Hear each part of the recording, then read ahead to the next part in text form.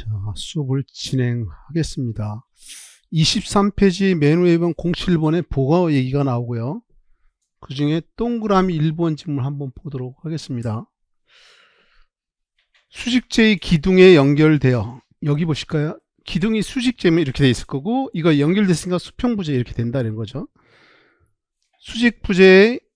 수직제의 기둥에 연결되어 하중을 지탱하고 있는 수평구조 부재로 축의 직각 방향의 힘을 받아 주로 힘에 의하여 하중을 지탱하는 것이 특징이다라고 있습니다. 여기다 넣어볼게요.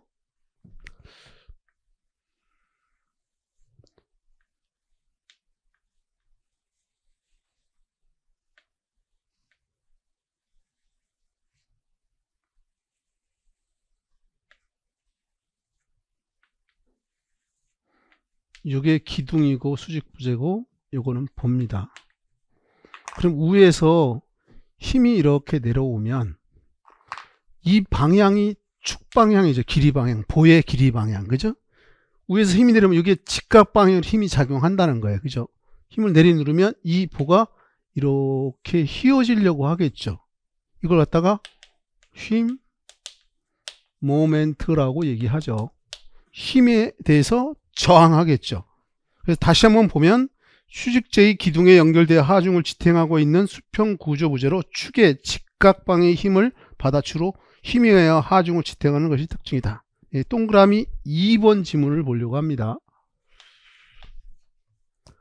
지지 방법에 따라 양단 지지의 단순보, 중간에 받침점을 만든 연석보, 연석보의 중간을 핀으로 연결한 게르버보, 양단을 고정한 고정보, 고정보 일단을 해방한 캔틸레버 등으로 나눈다. 이제 2번 지문 얘기를 좀 해보면요. 일단 이제 요거를 좀 지워도 되겠죠. 이것도 지웁시다. 자, 그 지문에 언급하는 것들 중에 여러 가지가 있지만 일단 몇 가지 우리가 시험에 필요한 단순보라는 거야. 내 팔이 기둥에 이렇게 있고 요 백목이 보라고 하면 보는 수평부재잖아요, 그죠? 이렇게 있습니다. 근데 내가 이렇게 표현해요. 이게 내 손이 기둥도 될 수 있고 벽도 될 수 있어요. 그럼 이 위에 이렇게 얹혀져 있는, 단순히 얹혀져만 있는 걸 단순보라고 큰 힘으로 이 볼을 들면 들릴 수 있는 거야. 그래서 이런 표현을 우리가 철근 콘크리트 배울 때 맨 처음에 단순보는 이렇게 표현을 했었습니다.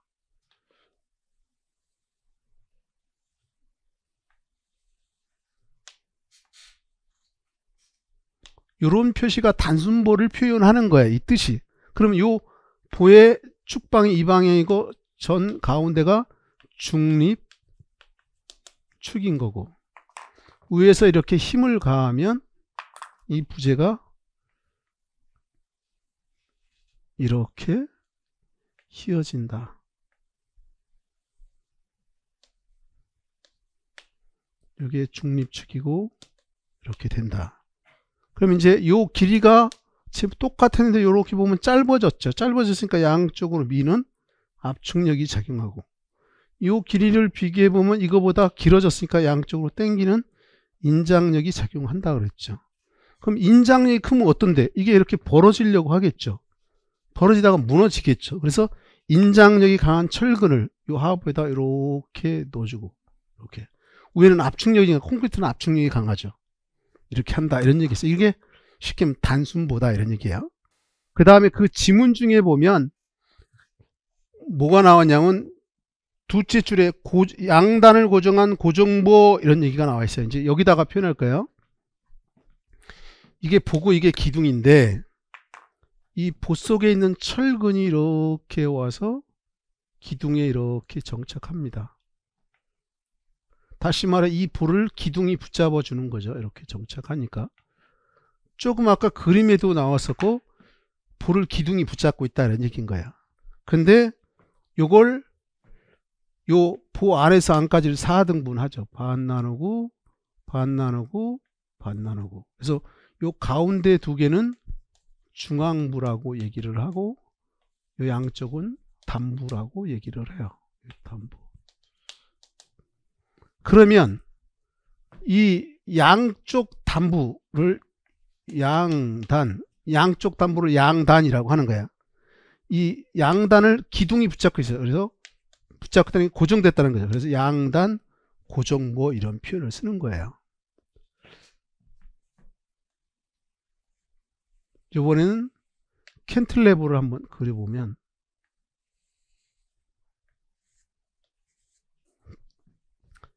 이게 양단 고정보인데 한쪽만 이렇게 튀어나와 있는 거. 여기 있는데 여기는 고정이 안 됐다는 거지. 내가 백목을 잡고 있듯이 한쪽만 잡고 있듯이 한쪽만 잡고 있는 거. 이걸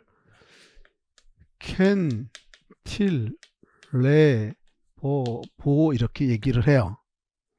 그러면 이 한쪽만 잡고 있으니까 세월이 가면 이렇게 밑으로 쳐질 거 아니에요. 그죠? 이게 반 나눠서 중립축이 여기인데 세월이 가면 이게 이렇게 휘려고 할 거다 이런 얘기인 거죠. 그럼 요 길이는 짧고 요 길이는 길잖아요. 긴 쪽이 인장렬 받쳐. 그래서 인장렬이 강한 게 철근이니까 요 상부에다가 철근을 이렇게 해서 물론 갈고리 이렇게 두고 기둥에다 이렇게 정착해야 한쪽만 붙잡고 있다는 거. 이런 걸 캔틀레버 보라고 얘기를 한다. 뭐 차양도 현관후에 툭 튀는 거죠. 이 차양도 한쪽만 고정합니다.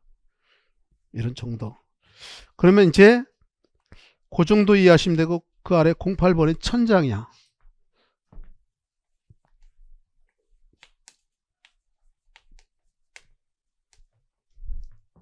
동그라미 1번 지문을 보면요.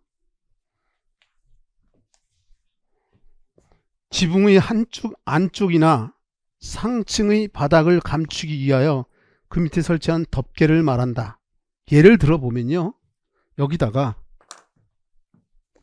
여기에 한 개 층이라고 하면 여기다가 이렇게 막아주고 요거 막아놓은 거. 요걸 갖다가 우리가 천장이라고 한다. 이 천장을 갖다가 우리가 다른 말로 반자라고도 해요. 반자.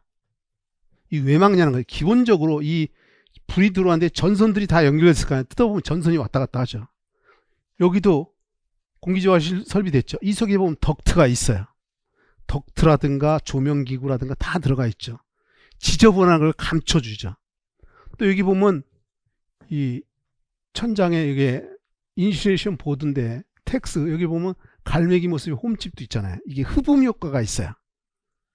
나중에 흡음재 반사재를 배울 때 설명을 하겠지만 어쨌든 간에 그 1번 지문에 다시 한번 보면 지붕의 안쪽이나 상층의 바닥을 감추기 위하여 그 밑에 설치하는 덮개, 이게 천장 반자라고도 한다. 그 천장 그 08번 옆에 보면 영어로 실링이라고도 돼 있죠. 실링이라고 하는 거. 그다음에 이제 동그라미 2번 지문을 보면 구조체를 감추어 별도의 의장을 할 수 있으며 벽, 바닥과 같이 외부로부터의 영향을 어느 정도 차단 또는 흡수할 수도 있다는 이점이 있다. 이 속에 보면 공기층이 또 있을 거 아니에요. 이게 흡음, 방음 효과도 한다는 거죠. 단열 효과도 되고. 이제 그 아래 제2절 건축 구조의 분류요.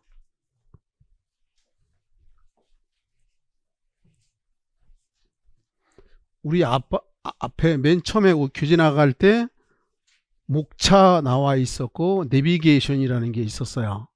거기에 보면 건축 구조의 분류, 하중과 응력이 중에 20페이지 나와 있었죠. 한번 펴봐. 20페이지 한번. 20페이지 보면 출제 포인트 나오나요? 거기 보면 건축 구조의 분류하고 하중과 응력 있잖아. 이 두 가지가 중요하다는 거잖아. 늘 시험에 등장하는 거고. 이제 그 건축 구조의 분류를 할 거다 이거지.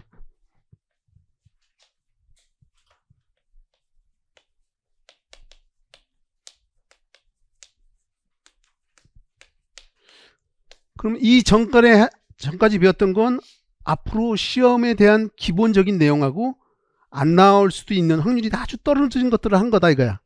그거 그럼 왜 하십니까? 안 하시면 되지. 나오면 어떡할 건데. 아까 기둥이라고 인정하는 건 짧은 변의 3배 이상 이런 거 얘기했잖아요. 가끔 미친 척은 나온다는 거야.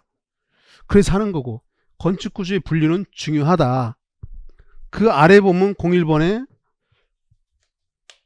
구성 양식에 의한 분류라고 나와 있어요. 시험 문제에 건축 구조의 분류 또는 구성 양식에 의한 분류라는 타이틀로 시험 문제에 등장을 해요. 예를 들자면 다음 중 건축 구성 양식의 분류에 속하지 않는 것은 뭐 이렇게 등장한다는 거지. 그리고 특징도 물어보고 그래서 그 단어를 그대로 넣은 거야. 그 다음에 가로 1번에 가구식 구조.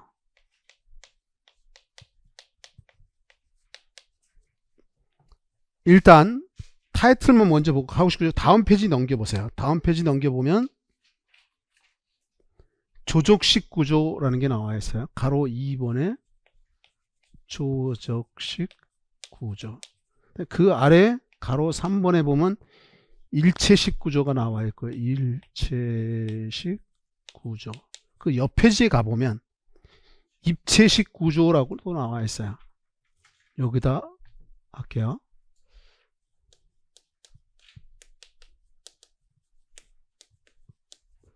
이 입체식 구조는 그 뒤에 가서 더 자세히 나올 거고, 일단 자 다시 앞으로 와서 여기 좀 한번 보실래요?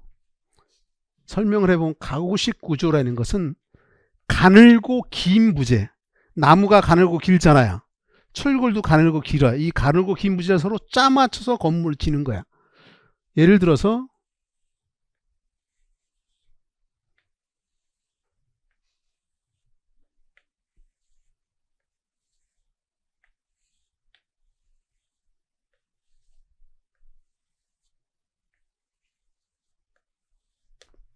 자 한번 보시면 나무가 가늘고 긴데 이게 나무가 가늘고 길어요. 근데 이쪽에서 여기까지 길이가 짧아. 그러면 같은 방향으로 연결해 주는 걸 이음 이런 표현을 써요.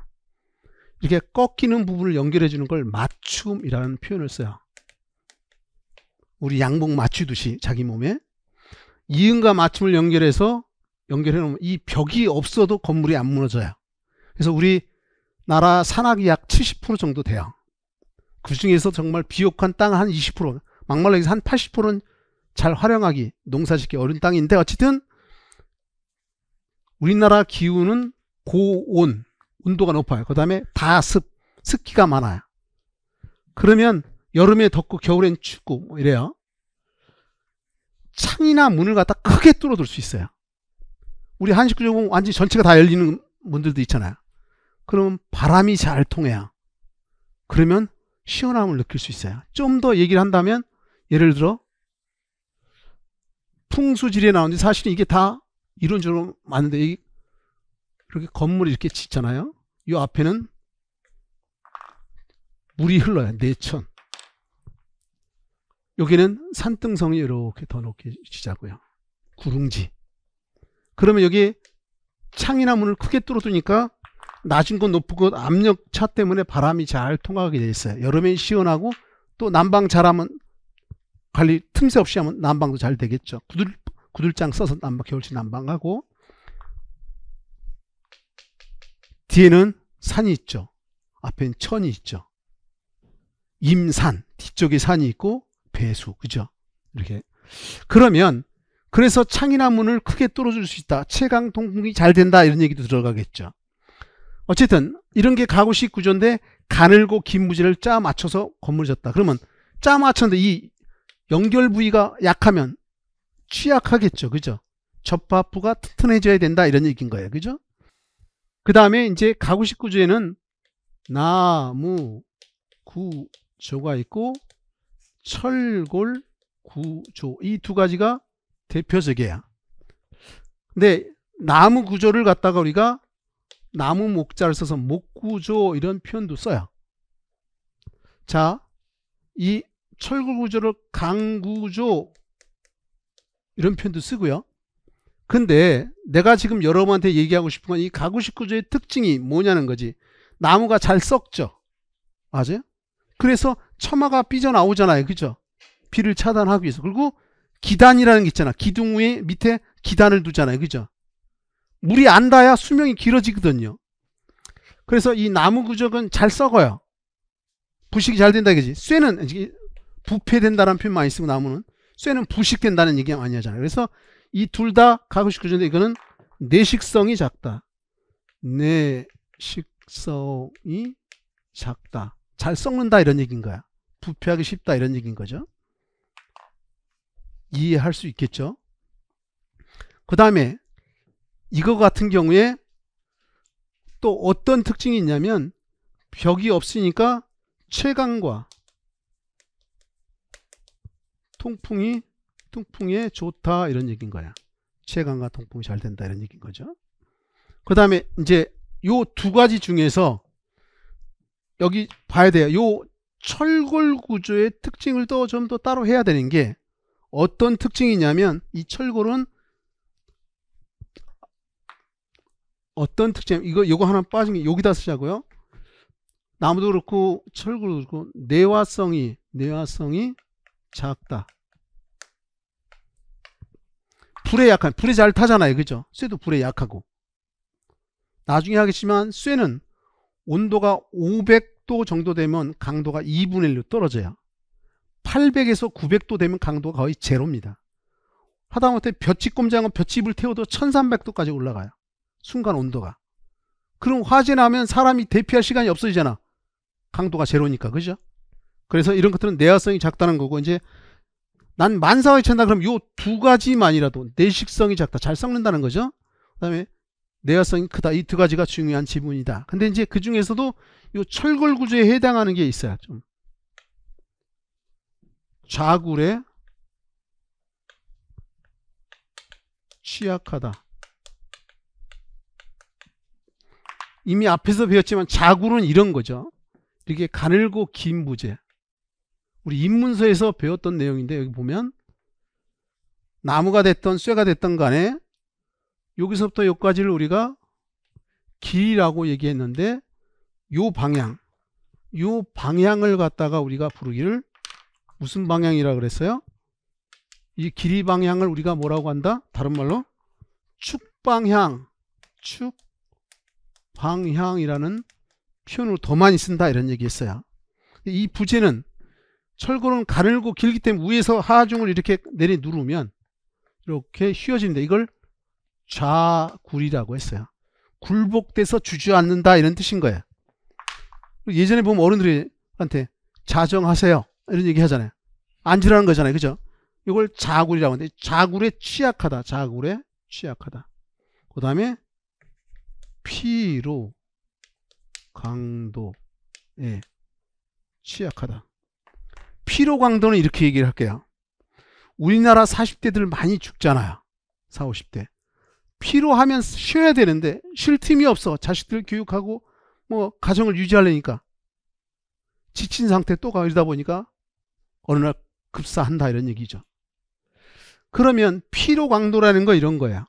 피로 강도는 내가 격투기 예를 들어요. UFC 격투기 보면 높게 때리면 하이킥, 낮게 때리면 로우킥이라고 하는데, 처음에 때리면 버팅기잖아요. 근데 계속 때리면 주저앉잖아요. 그죠? 피로 강도에 취약하다는 거야. 이 두 가지 별도로. 그 다음에 이제 조적식 구조에는 벽돌 구조. 좀 이따 책에 들어가서 다시 확인할 거예요. 고민하지 말고 여기를 보면 돼. 벽돌 구조, 블록 구조, 돌 구조. 이렇게 세 가지가 대표적이에요. 자, 벽돌 구조로 여기 써볼게요. 벽돌의 크기가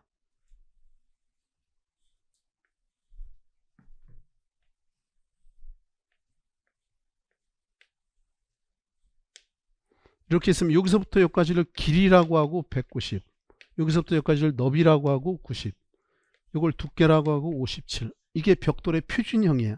최소한 이 정도 규격은 알아야 되고, 예전에 시험에 나오기도 했지만, 그럼 여기다가 이걸 이용해서 그리면 벽돌을 이렇게 접착체 모르타를 이용해서 쌓아 올리는 거죠.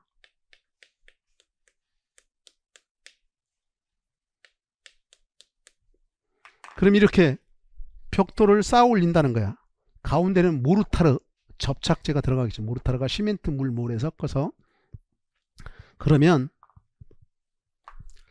이렇게 쌓아 올려서 만드는 걸 벽돌 구조라고 한다. 그럼 블록 구조는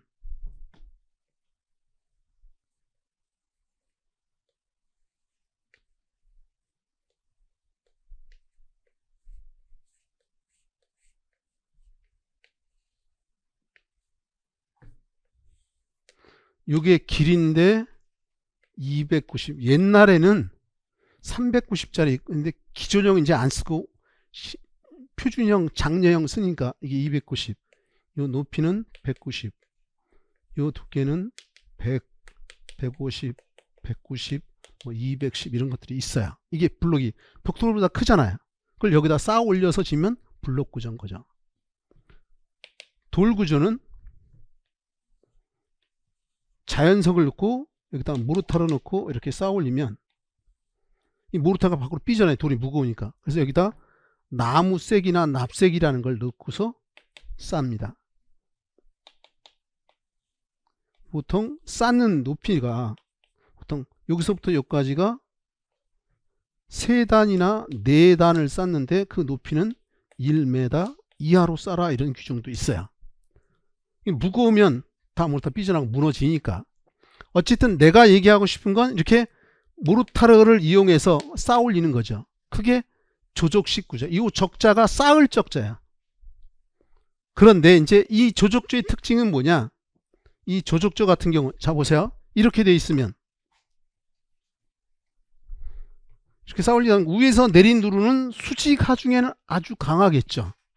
근데 옆에서 이렇게 미는 걸 수평 하중이라고 하는데, 이 수평 하중이라는 단어 대신에 여기 축방에 여기 횡력이라는 표현을 많이 써요. 수평 하중 대신에 횡력이라는 단어를 많이 쓴다. 횡력에 취약하다. 이게 제일 중요한 지문이야. 횡력에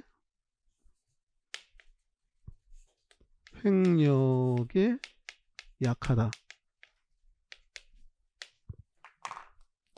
자, 그 다음에 자 보세요. 여기에 균열이 잘 발생을 해. 균열이 잘 발생한다는 거야. 균열.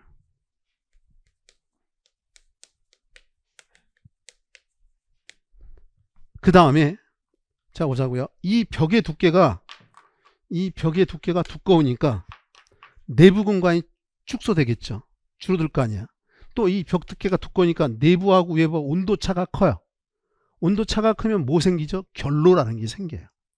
이해할 수 있겠죠. 한 요 정도 기억하시면 돼요.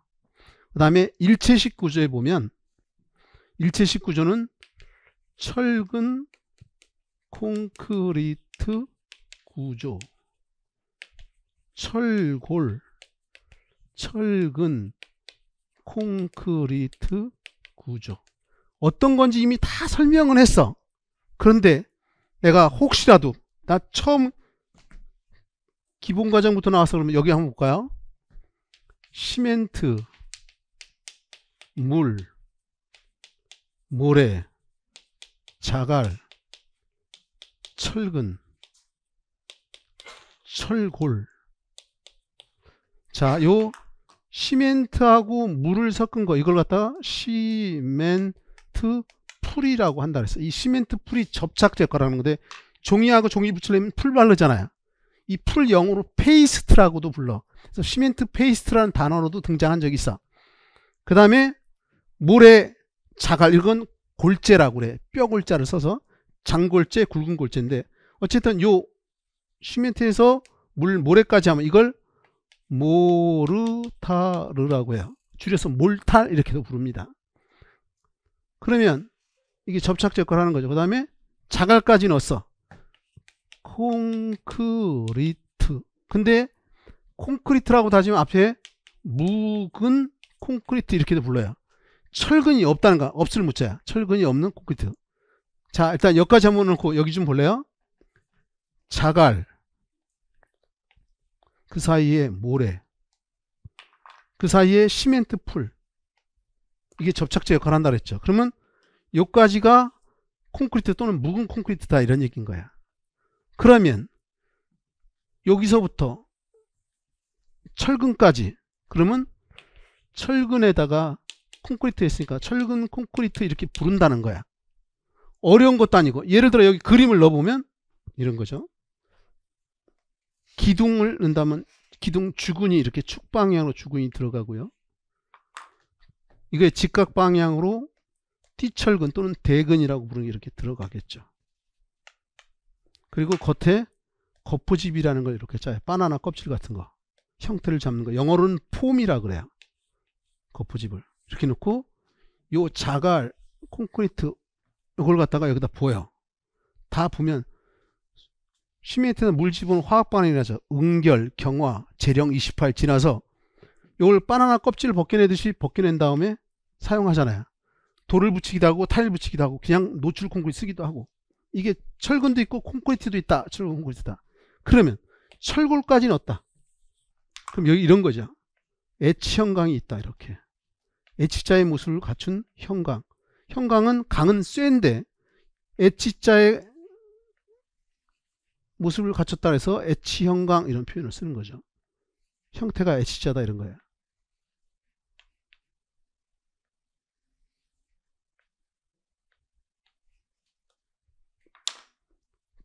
철골을 넣고 겉에다가 철근을 넣고 겉에다가 띠철근 넣고 거푸집자하고 그리고 콘크리트 갖다 붙죠. 철골, 철근, 콘크리트 이렇게 되는 거잖아요. 알면 아무것도 아닌 거야. 이런 거다. 그러면 지금 일체식 구조라고 철근 콘크리트 구조가 있고 철골, 철근 콘크리트 구조가 있는데 이게 왜 일체냐?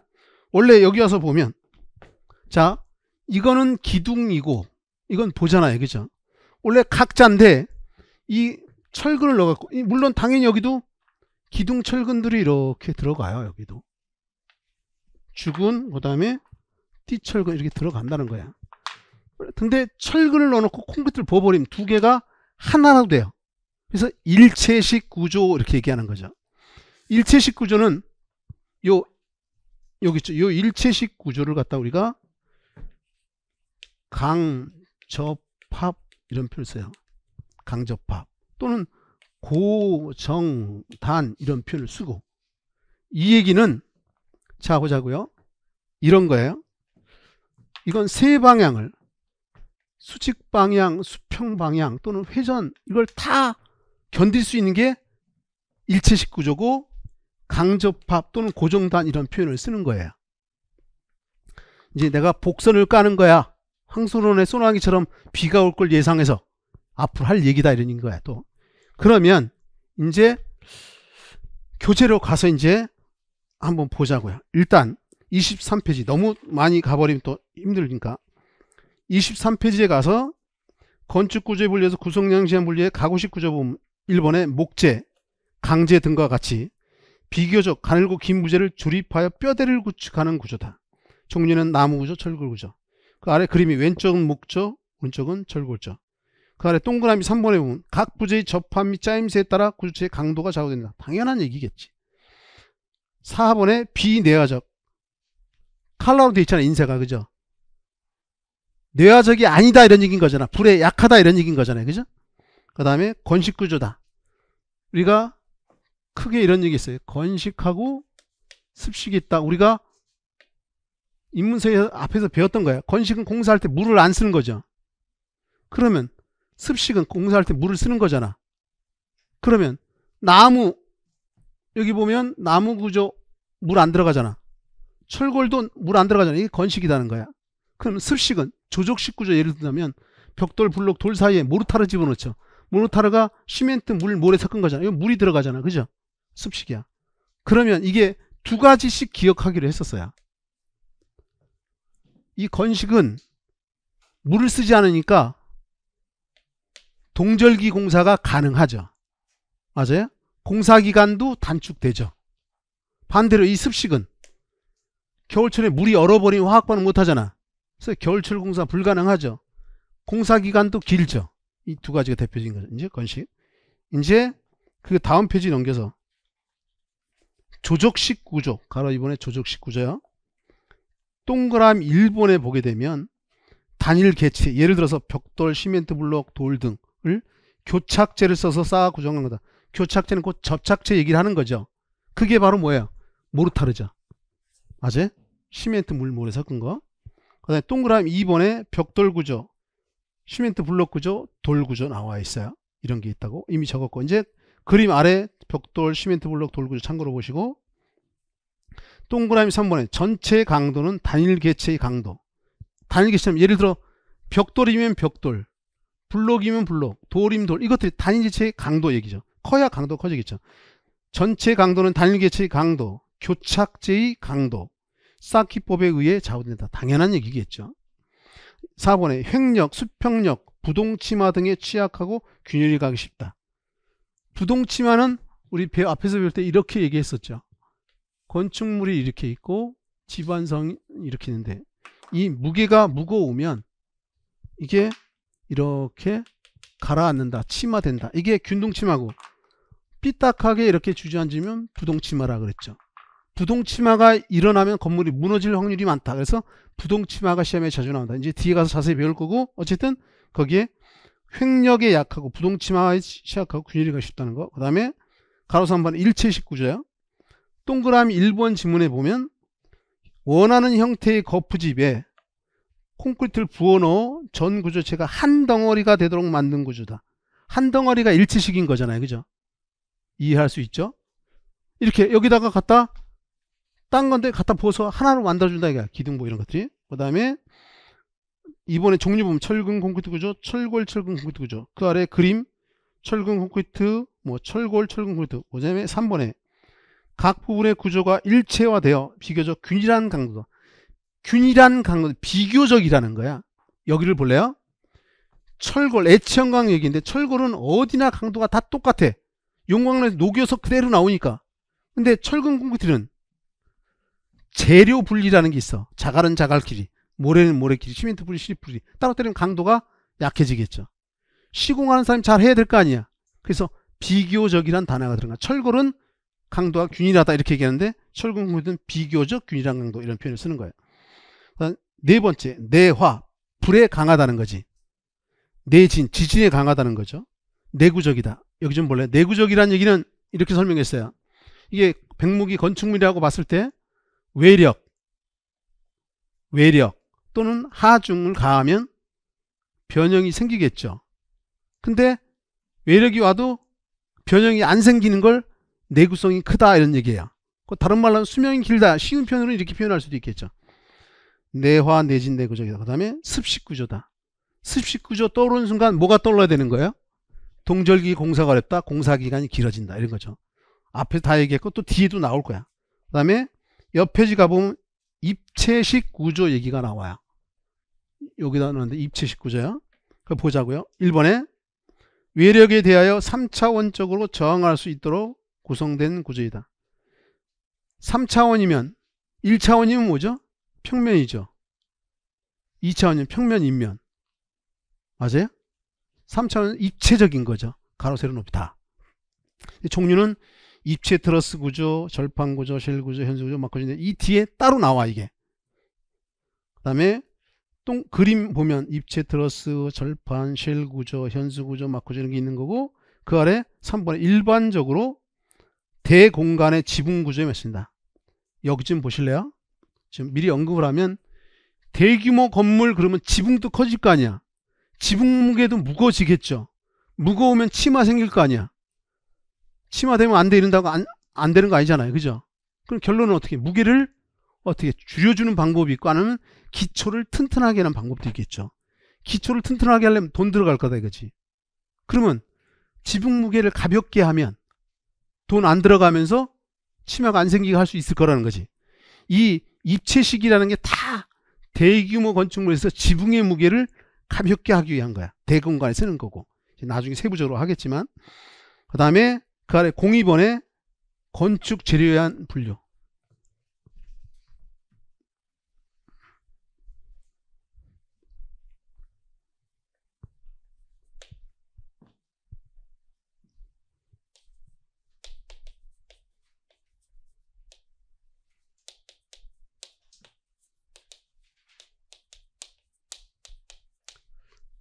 건축 재료에 대한 분류인데 여기서 기본적인 얘기가 다 돼 있어. 그래서 쉽게 갈 수 있어요.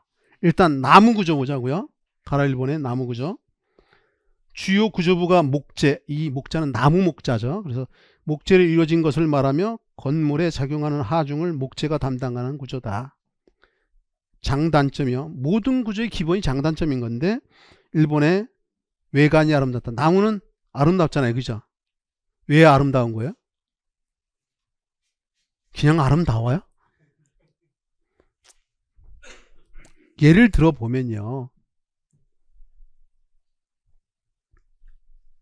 나무에 보면 수심이라는 게 있고 나이테가 있죠. 나이테가 좁은 것도 있고 넓은 것도 있어요. 예를 들어 봄, 여름에는 많이 자라고 가을, 겨울에는 조금 자라죠. 그래서 나이테라는 게 이렇게 만들어져요. 그리고 벌목을 하고요. 이 겉에 보면 수피라는 게 있어요. 나무 껍질. 이 옷을 피복이라고 하잖아요. 그 수피는 그 숫자가 나무 숫자야. 피, 나무의 껍질이라는 거고요. 이 안에는 좀 어두운 색이 있고 겉에는 밝은 색이 있어요. 안에 있는 건 심재, 겉에는 변재, 뭐 이런 얘기를 하는데, 이 나무를 벌목한 다음에 이 나무에 보면 세포에 세포액이 있어요. 그걸 나무액에서 수액이라 그래요. 여러분이 쉽게 아는 건 소나무에 송진이 있잖아요. 끈적끈적한 거, 그죠? 그게 수액이야. 나무에서 나오는 액이죠. 그 수액을 빼냅니다. 물속에 잠궈서. 물속에 담궈서 수액을 뺀 다음에 건조를 시켜요.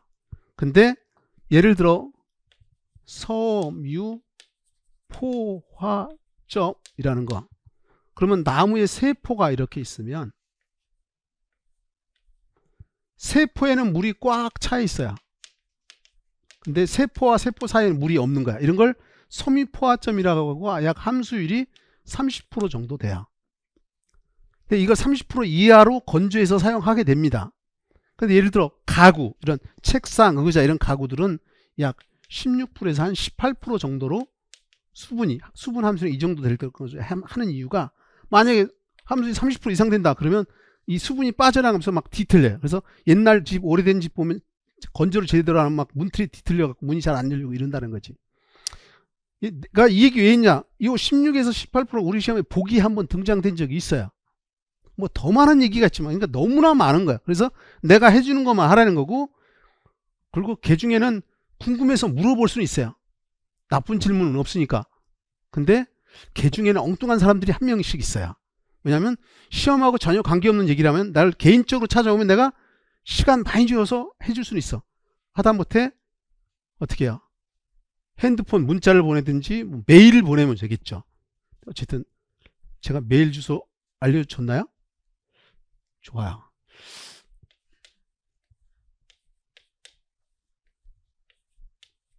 제 이름은 송성길이고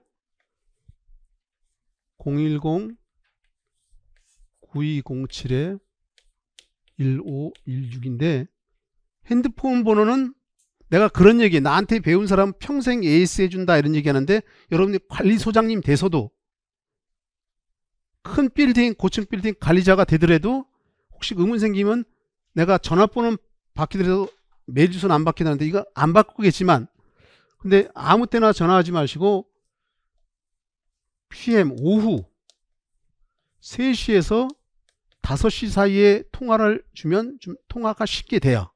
이 시간에도 강의할 때가 있지만 오늘 5시까지 강의하잖아요. 그죠? 이제 메일 주소는 ssg0967 골뱅이 한메일.net이에요. 일로 질문하시면 제가 답변해 드릴 거야. 근데 이제 원칙은 학원 게시판이에요. 예를 들어서 왜 학원 게시판에 해야 되냐면, 학원 게시판에 질문을 올리면요 연락이 바로 내 문자가 와요. 핸드폰에. 교수님 게시판에 답변 부탁드립니다. 그러면 내가 이렇게도 답변해. 네 알겠습니다. 좋은 하루 되세요. 이렇게 답변해줘. 그리고 내가 컴퓨터 옆에 있으면 답변해줘요. 근데 있어도 책 몇 페이지 몇 번 이렇게 하면 그 정확히 내용 파악이 안 되잖아. 그럼 집에 가서 있으면 답변해주고요. 뭔 소리인지 알죠? 그리고 막 뜬금없이 뭐뭐 물어보면 내가 이게 어디에 되는 건지 옳은 건지 봤는지 안 되잖아. 그러니까 기본서 몇 페이지, 예를 들어 뭐 제목 뭐 몇 번 이렇게 물어보셔야 돼요. 이게 좋은 거다. 근데 도저히 답답해서 못 살겠다 그러면 이 시간대 해도 된다는 거야. 또는 메일로 질문해도 되는 거고. 이제 여러분이 나중에 관리소장님 돼서도 요 메일 주소는 안 바꿀 거다. 되시겠죠? 에이스 해주겠다 이런 얘기야. 얘기가 같지만 어쨌든 이런 거다. 그러면 여기를 몰라요? 이 나무를 갖다가 수액을 빼고 건조시킨 다음에 제재선이라는 걸 넣어요. 이렇게. 그러면 수심이 이렇게 있고 나이트들이 이렇게 나오겠죠. 수피도 이렇게 있고. 그러면 이렇게 보면 여기에 나무 나이트선이 이렇게 쭉쭉 수직으로 나와요. 이런 걸 고든결이라고 해요. 고든결.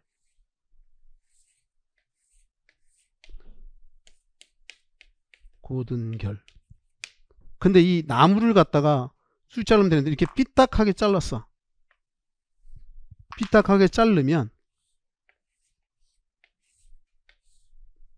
이렇게 무늬가 나와요. 이걸 무늬결이라고 그래서 아름답다라고 얘기를 하는 거야. 어쨌든 그 지문의 장점이 외관이 아름답다는 거, 그 다음에 동그라미 2번에 비중에 비하여 강도가 크고 내진적이다. 무게에 비해서 강도가 크다는 거지. 이 뜻이. 그 비중은 무게를 비교한다는 거니까 무게에 비해서. 그 다음에 체력에 비해서, 체중에 비해서, 여기 몰라요? 몸무게가 많이 나갈수록 펀치 세고 강도가 커요. 그래서 권투든 레슬링으로 체급을 나눈 거잖아요.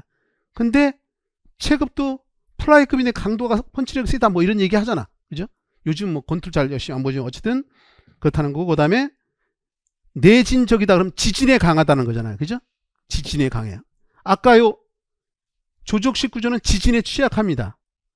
조족식은 지진에 약하는데, 왜냐하면 여기 좀 볼래요? 지진에 요 횡력에 약하다는 얘기하고 똑같은 거. 지진에 취약하다. 이유가 뭐냐면 지진의 힘이 10개다. 그러면 9개가 좌우로 오는 힘이고 하나가 위아래로 오는 힘이에요. 곧 횡력, 수평 하중을 얘기를 해요. 그래서 지진에 취약하게 된 거죠. 근데 이거는 내진적이다 이런 얘기인 거죠.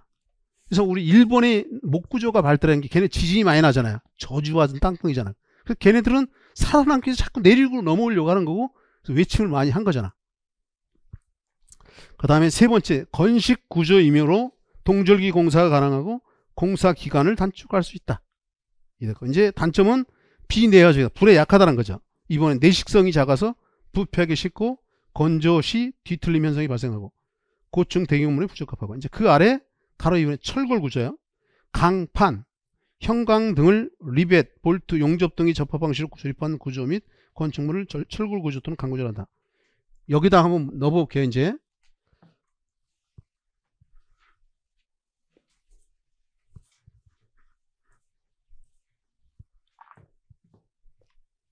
너무 힘들어하지 마세요. 내가 이 소리를 하는 이유는 떨어지면 더 힘들어요. 더 고통스럽고.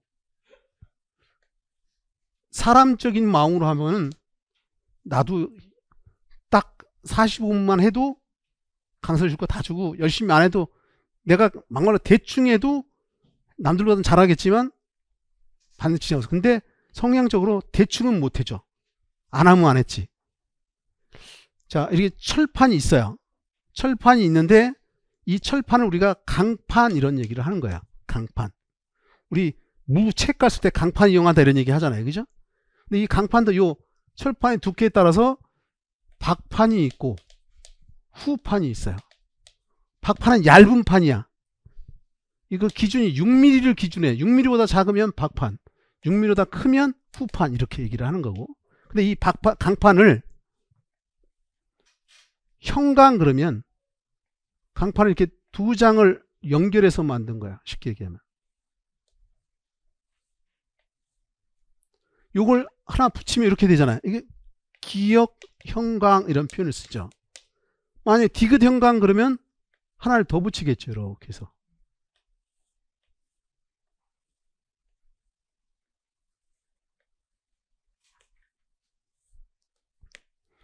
그러면 내가 얘기하고 싶은 형강은 강인데 형태가 있는 강이다 이거지. 기역자 디귿자 되겠죠. 예를 들어 I 형강, 나중에 하겠지만 H 형강, 뭐 T 형강, G 형강, 강관 이런 것들이 있어요. 나중에 철거를 해서 자세히 배울 거고 어쨌든 이런 거다. 근데 이제 강판 및 형광 등 리벳, 볼트, 용접 등의 접합 방식으로 조립한 구조 및 건축물을 철거 구조를 한다는데 거기 보면 리벳, 볼트, 용접 이런 얘기가 나요. 맛만 보여주면 이런 거야. 여기를 보시면 강판, 철판이 이렇게 있고요. 지금 이걸 입체적으로 그리면 두 개의 철판을 이렇게 부닥쳐요. 부닥쳐 놓고 여기다 구멍을 뚫어 가지고 이 속에다가 리벳이 이렇게 종류가 많은데 머리가 이걸 머리라고 하고 이건 다리라고 하는데 둥근 머리라고 해요. 둥근 머리 리벳. 이게 제일 많이 써요. 그래서 이것만 하나 예를 들은 거야. 이 용어가 시험에 언급된 적이 있었고 모든 시험 문제 보면 둥근 머리 리벳을 온도를 800도에서 한 1000도 정확한 1100도까지인데 이걸 가열을 해요. 가열한 다음에 밑에 받침이 되고 여기다 구멍을 끼워 넣어. 그러면 이제 여기다 다시 넣어보면 이렇게 되는 거죠. 여기 철판에 구멍을 뚫는다는 거야. 그래서 요 리벳을 가열시킨 다음에 800에서 1000도 정도 가열한 다음에 이렇게 생겼겠죠. 받침대 대고 낀 다음에 위에서 망치, 뉴매틱 해머 다다다닥 때리면 모습이 이렇게 동그랗게 만들어져. 이런 접합을 리벳 접합이라고 하는 거야. 그러면 볼트 접합.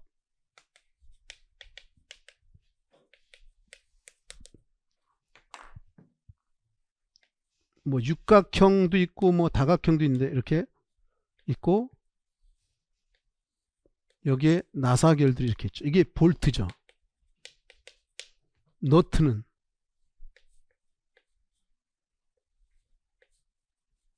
이 너트라고 해요. 그러면 이 볼트를 갖다가 여기다 이렇게 끼워요. 그리고 요 나사결이 있으니까 이걸 돌려서 끼워 넣죠. 이런 게 볼트 접합이야. 이 볼트도 고장력, 인장력이 큰 곳에 쓰는 고장력 볼트도 똑같아요. 다만 이 일반 볼트는 사람이 돌려서 조이지만 기계를 이용해요. 토크렌치, 임팩트 렌치는 기계로 돌려줍니다. 어쨌든 이런 게 있고 이제 용접. 용접은 맞댐 용접이 있고 나중에 자세히 하겠지만 모살 용접. 요 맞댐 용접은 영어로 글로브 용접, 이건 필렛 용접 이렇게 부르는데 맞댐 용접은 이런 겁니다.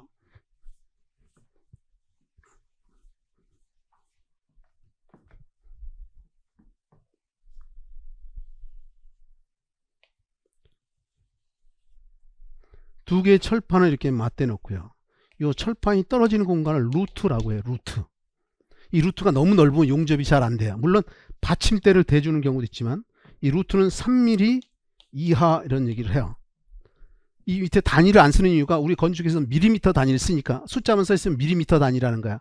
센치나 메타는 숫자 단위를 넣어줘야 되는데 그 다음에 이걸 갖다가 철판을 이렇게 잘라냅니다. 왜 잘라냅니까? 라고 하면 수직으로 된 게 하면 여기 용접봉 녹인 게 붙이는 게 이게 짧지만 이렇게 꺾으면 더 길어지잖아. 접착이 더 잘 되게 하려고 이렇게 깎아내서 이제 용접을 하게 돼 있는데 이렇게 깎아내는 걸 갖다 이걸 갖다가 개선 글루브라고 표현을 해요. 영어로는 이게 개자가 10개자 오픈시켰다 이런 얘기인 거지.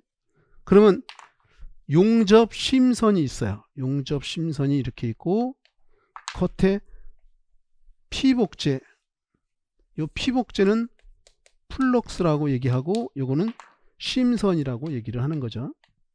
그러면 아크 용접에서 용접하는 사람이 아크 용접 불꽃 튀겨서 여기다가 용접봉을 녹여서 이렇게 채워 넣는 거죠. 맞대고 용접했다 그러면 맞댐 용접이라고 하는 거야. 모살 용접은 간단하게 그러면 여기다가 철판 대고 수직으로도 되고 입체적으로 그려보면 이렇게 여기다가 이렇게 용접해 각도를 주고 연결하는 걸 필렛 용접, 모살 용접이라고 한다. 어쨌든 그 지문을 다시 가서 강판 및 형광 등을 리벳, 볼트, 용접 등이 접합 방식으로 조립한 구조 및 건축물을 철골 구조, 강구조라고 한다. 이제 다음 페이지 넘겨보시면 장점에 내진적이다. 해체, 수리, 보강 등이 용이하다. 구조 강성이 커서 기둥이나 보의 단면을 줄일 수 있으므로 유효 공간을 크게 할 수 있다. 여기 좀 보실래요? 지금 이게 철골 구조잖아요. 철골은 아까 인장력이 강하다고 그랬지. 압축력이 더 강해요. 그러면 철근 콘크리트 쓰면 건축물이라는 게 사람이 들어가 생활하는 공간이잖아. 철근 콘크리트 고층 빌딩 만들려면 1층엔 기둥밖에 없어야 돼. 의미가 없잖아.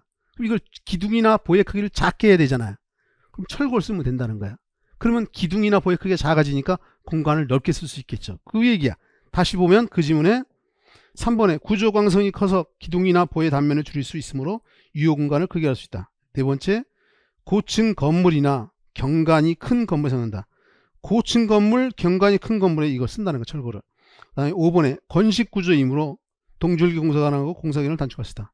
건식이 물 안 쓴다는 거잖아요. 그죠? 단점.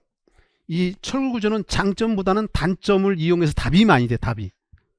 단점에 보면 열에 취약하다. 비내화적이라는 거죠. 이 지문이 중요하죠. 그 다음에 내식성이 작아 방식 처리를 해야 된다. 산화된다 이거지. 녹슨다 이거야. 그래서 그리고 공사비는 고가고 부재가 세장함으로 변형이나 자굴에 취약하다는 거 얘기됐던 거야. 그러면 우리가 식사하고 또 해야 되잖아요. 이거 어떻게 쉬었다 가야 되나?